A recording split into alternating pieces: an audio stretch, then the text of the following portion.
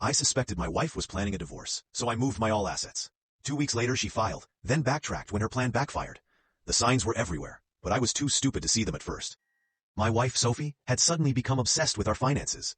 After 11 years of marriage, where she couldn't care less about bank statements, she was suddenly asking detailed questions about my investments, my retirement accounts, even my late grandfather's inheritance.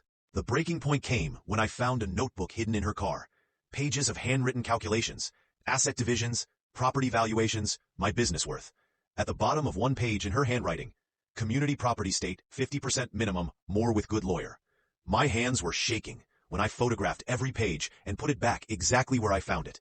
That night, at dinner, Sophie smiled at me like nothing was wrong.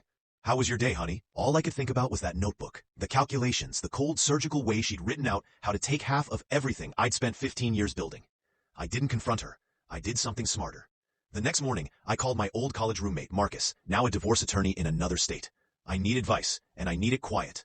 Within 48 hours, I had a legal strategy. Every move carefully documented. Every step defensible. I started with the business, my software company that I'd founded before we even met. I restructured it, making it clear that assets predating the marriage were separate property.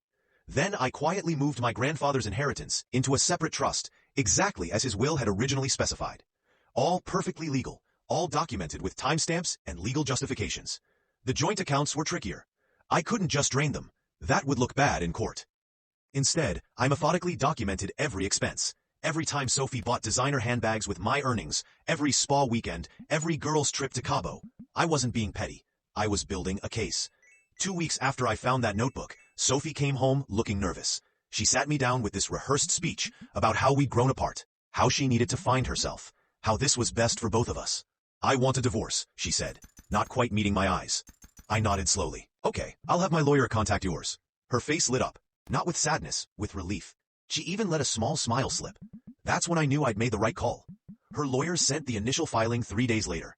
The demands were breathtaking.